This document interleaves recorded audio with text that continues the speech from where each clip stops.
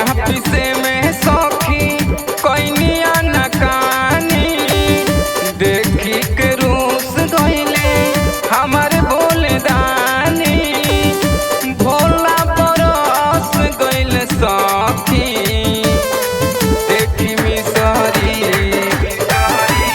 मिसरी मलाई भोला बरस गइले सौखी देखी मिसरी मलाई भोला बरस गइले सौखी।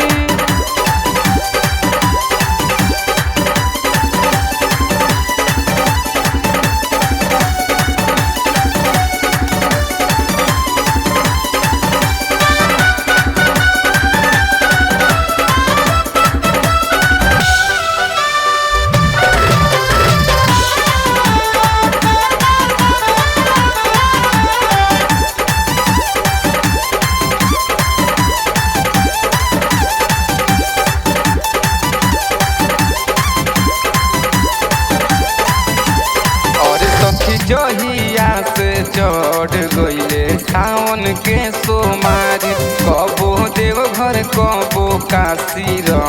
विश्वनाथ दुआरी और सखी जहिया से चढ़ गइल सावन के सोमारी कबो देवघर कबो काशी विश्वनाथ दुआरी इहे बतिया सुन सखी खाना नहीं खोइले इहे बतिया सुन सखी खाना नहीं खोइले बोली के फंस गइल सखी देखी मिसरी मलाई भोला बरफ गइले सखी देखी मिसरी मलाई भोला बरफ गइले सखी।